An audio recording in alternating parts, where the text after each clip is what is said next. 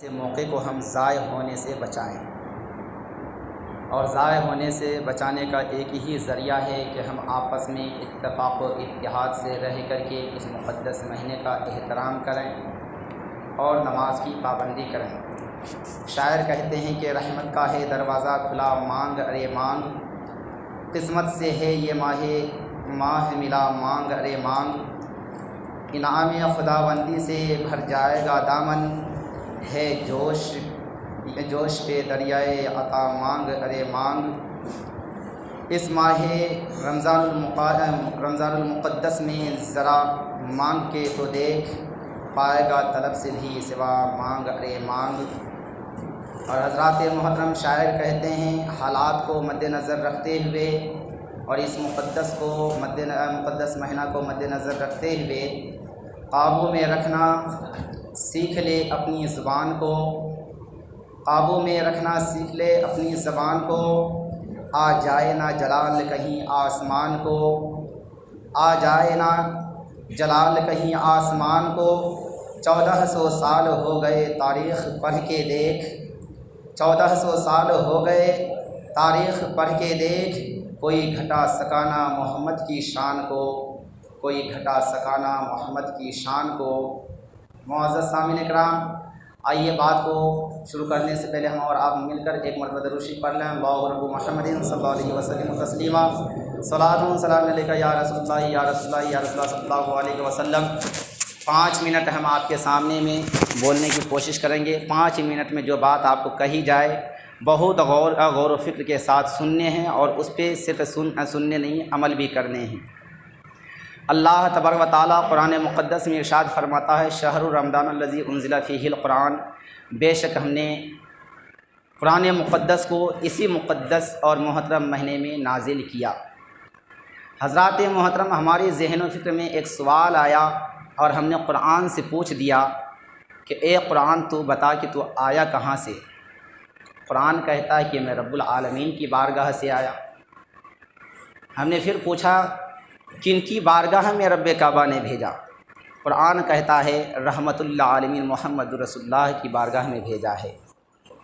حضرات محترم، اس کے بعد پھر قرآن سے ہم نے پوچھا کہ اے قرآن تو رحمت للعالمین کی بارگاہ میں آیا، سرکار دو جہاں کی بارگاہ میں آیا، کس لیے آیا؟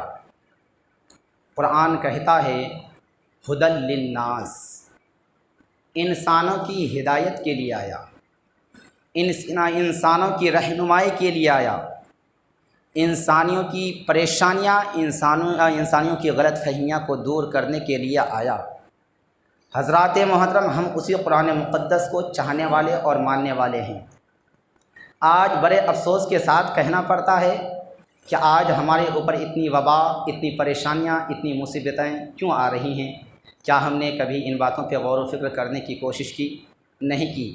آج پہلے کے بزرگان دین سے بھی تعلق رکھتے تھے، قرآن مقدس سے بھی تعلق رکھتے تھے، یعنی کہ قرآن مقدس کو تلاوت کیا کرتے تھے۔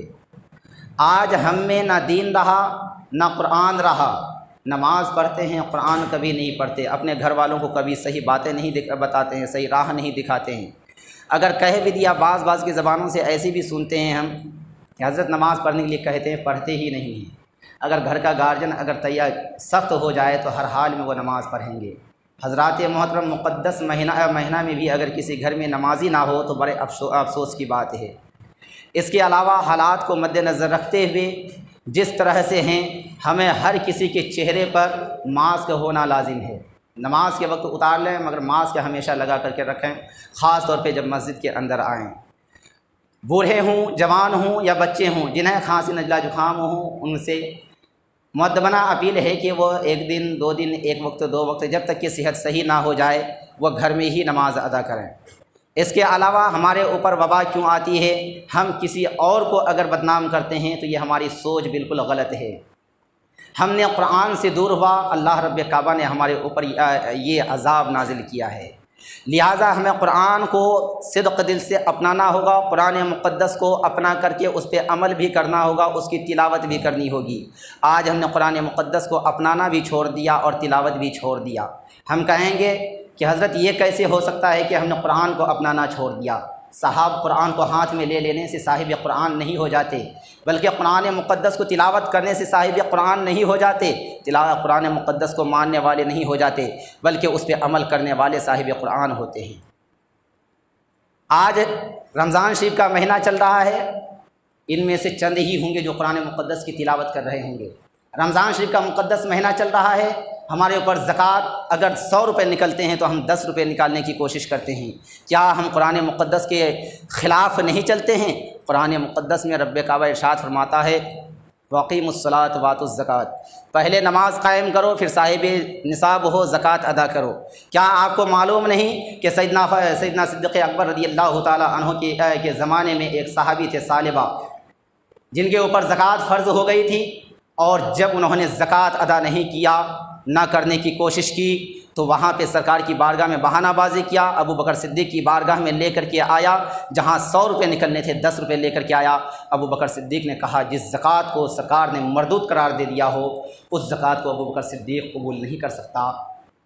زمانہ فاروقی آتا ہے، فاروق اعظم کی بارگاہ میں جب پیش کی جاتی ہے کہ کسی طرح سے اگر فاروق قبول کر لیتے ہیں، عمر قبول کر لیتے ہیں تو میرا بیڑا پار ہو جائے گا۔ ان کی جاہ و جلال آپ کو معلوم ہے کہ کہا کہ اے ثعلبہ جلدی سے میری چوکھٹ سے نکل جا۔ جس زکوٰۃ کو پیغمبر اعظم، جس مال کو پیغمبر اعظم نے مردود قرار دیا ہو، جس زکوٰۃ کو سیدنا صدیق اکبر نے قبول نہ کیا ہو، اس زکوٰۃ کو اب عمر فاروق کیسے قبول کر سکتا ہے؟ حضرات محترم، لہٰذا ہمیں ضرورت ہے، ہمیں بہت زیادہ خیال رکھنے کی ضرورت ہے کہ جہاں ایک طرف شریعت ہماری نظروں کے سامنے ہے، ہماری شریعت ہی بتاتی ہے کہ اگر کوئی بیماری، جیسے ابھی کورونا کی بیماری، سخت بیماریاں چل رہی ہے، اور کوئی بھی بیماری ہو اسی قسم کی، ہمارے آقا علیہ الصلوۃ والسلام فرماتے ہیں کہ اگر کوئی بیمار ہو تو اس کی تیمارداری کے لیے ان کے گھر پہ آؤ، جب آتے ہو تو ان کی بستر پر بیٹھو، اگر محبت سے آئے ہو، ملاقات کے لیے آئے ہو تب، اور اگر آپ کے دل میں یہ خوف ہو گیا، یہ ڈر ہو گیا کہ یہ بیمار کے یہاں ہم جائیں گے، بیمار سے ملاقات کریں گے اور یہ بیماری ہمارے اندر آ جائے گی، تو پیغمبر اعظم علیہ الصلوۃ والسلام ارشاد فرماتے ہیں کہ ان سے پھر دور رہو، اور ایسے دور رہو جس طرح سے انسان زہریلے سانپ سے رہتے ہیں۔ تو یہ کورونا والا سسٹم جو ہے بہت زیادہ دہشت بیٹھا چکا ہے، لہٰذا اگر آپ کے اندر کوئی ایسی باتیں پائی جاتی ہے کہ ہم اس انسان کے اندر یہ ہے اور ان کے قریب نہیں جانا چاہیے، تو ان سے دور رہنا چاہیے، اور اس انسان کو بھی چاہیے کہ وہ اپنے گھر کے 4 دیواری میں رہ کر کے ان بیماریوں کی علاج بھی کروائیں، اور اس سے جو ہے جس چیز کے لیے ڈاکٹر یا کوئی بھی پرہیز کریں ان چیزوں سے پرہیز بھی کرنے ہیں۔ خیال رکھیں، پھر ہر حال میں چہرے پر ماسک ہونا ضروری ہے۔